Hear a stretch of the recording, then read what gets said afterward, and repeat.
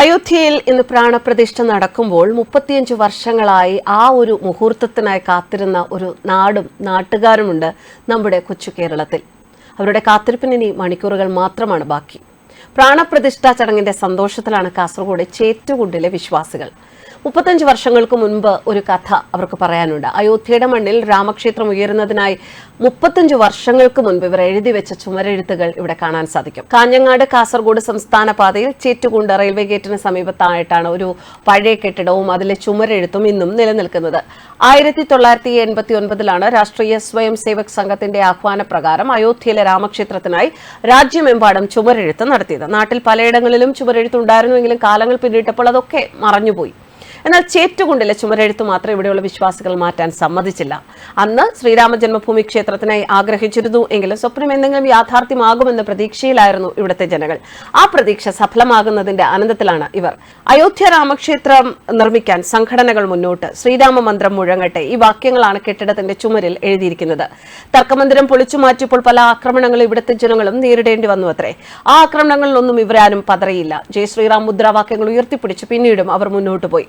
35 വർഷങ്ങൾക്ക് ശേഷം ഒരു നാടും നാട്ടുകാരും നെയ്തെടുത്ത സ്വപ്നം യാഥാർത്ഥ്യമാകാൻ ഒരുങ്ങുമ്പോൾ പ്രാണപ്രതിഷ്ഠ ആഘോഷമാക്കാനുള്ള തയ്യാറെടുപ്പിൽ തന്നെയാണ് വിശ്വാസികൾ. ഇതിന്റെ ഭാഗമായി പ്രത്യേക പൂജകളും സംഘടിപ്പിക്കുന്നുണ്ട്. ഇതോടൊപ്പം മലയാളികൾ നയിക്കുന്ന അന്നദാനം അയോധ്യയിൽ നടക്കുകയാണ്. രാവിലെ 8 മണി മുതൽ രാത്രി 9 വരെയാണ് രാമഭക്തർക്കായി അന്നദാനം. ജനുവരി 25 വരെ 8 ദിവസം നീളുന്നതാണ് മലയാളികൾ സംഘടിപ്പിക്കുന്ന ഈ അന്നദാനം. അയോധ്യയിലെ പ്രാണപ്രതിഷ്ഠ ലോകമെമ്പാടുമുള്ള സനാതന വിശ്വാസികൾക്ക് സൂര്യപ്രഭ ചൊരിയുന്ന നിമിഷങ്ങളാണ്. ഈ ധന്യമുഹൂർത്തത്തിന്റെ ഭാഗമാകാൻ കഴിഞ്ഞതിൽ വളരെയധികം അഭിമാനമെന്നാണ് ഈ മലയാളികൾ പറയുന്നത്.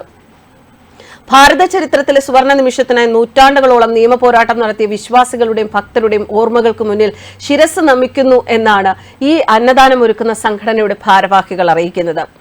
പ്രാണപ്രതിഷ്ഠാ ചടങ്ങുകൾക്ക് വേണ്ടി അയോധ്യയിലെ രാമക്ഷേത്രം പൂർണ്ണമായും ഒരുങ്ങിക്കഴിഞ്ഞിരിക്കുകയാണ്. ഏതാനും മണിക്കൂറുകൾക്കകം അവിടെ പ്രാണപ്രതിഷ്ഠ നടക്കും. രാംലല്ലയിലേക്ക് ജീവശ്വാസം ആവാഹിക്കപ്പെടും. ക്ഷേത്രവും പരിസര പ്രദേശങ്ങളുമൊക്കെ പൂക്കളും ദീപങ്ങളും കൊണ്ട് അലങ്കരിച്ചിരിക്കുകയാണ്. പ്രാണപ്രതിഷ്ഠയ്ക്ക് സാക്ഷ്യം വഹിക്കാൻ നിരവധി അതിഥികൾ എത്തുമ്പോൾ ബറേലിയിൽ നിർമ്മിച്ച പ്രത്യേക സുഗന്ധദ്രവ്യത്തിന്റെ ഗ്രന്ഥമാകും ഓരോരുത്തരെയും അയോധ്യയിലേക്ക് സ്വാഗതം ചെയ്യുക. ബറേലിയിൽ നിന്നുള്ള സുഗന്ധദ്രവ്യ വ്യവസായിയായ ഗൗരവ് മിത്തലാണ് പ്രാണപ്രതിഷ്ഠയോടനുബന്ധിച്ച് പ്രത്യേകമായി തയ്യാറാക്കിയ സുഗന്ധദ്രവ്യക്കൂട്ടും കുങ്കുമപ്പൂ ചടങ്ങിലേക്കായി സമർപ്പിച്ചത്. ഇന്ന് അയോധ്യയിലേക്ക് എത്തുന്ന പ്രത്യേക ക്ഷണിതാക്കൾക്ക് ഈ സുഗന്ധദ്രവ്യവും കുങ്കുമപ്പൂവും സമ്മാനമായി നൽകുന്നുണ്ട്. 5000 പെർഫ്യൂം ബോട്ടിലുകളും 7000 പാക്കറ്റ് കുങ്കുമപ്പൂവുമാണ് അയോധ്യയിലേക്ക് സമർപ്പിച്ചിരിക്കുന്നത്. സുഗന്ധദ്രവ്യ നിർമ്മാണത്തിൽ വിദഗ്ധരായ ഒരു സംഘത്തിന്റെ നേതൃത്വത്തിൽ 10 ദിവസത്തോളം എടുത്താണ് ഈ സുഗന്ധക്കൂട്ട് വികസിപ്പിച്ചത്.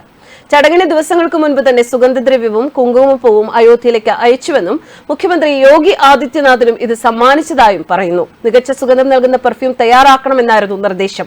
കസ്തൂരി കൊണ്ടുള്ള സുഗന്ധദ്രവ്യമാണ് ഇപ്പോൾ വികസിപ്പിച്ചെടുത്തിരിക്കുന്നത്. ഭഗവാൻ രാമൻ ജനിച്ചപ്പോൾ അയോധ്യയാകെ ചന്ദനവും കസ്തൂരിയും വിതറിയതായി രാമചരിതമാനസത്തിൽ പറയുന്നുണ്ട്. അതുകൊണ്ട് തന്നെയാണ് ഇതേ ഘടകങ്ങൾ ഉപയോഗിച്ചുകൊണ്ട് പ്രകൃതിദത്തമായ സുഗന്ധം നിർമ്മിക്കാൻ ശ്രമിച്ചതെന്നും അധികൃതർ പറയുന്നു. ന്യൂസ് ഡെസ്ക് കർമ്മ ന്യൂസ്.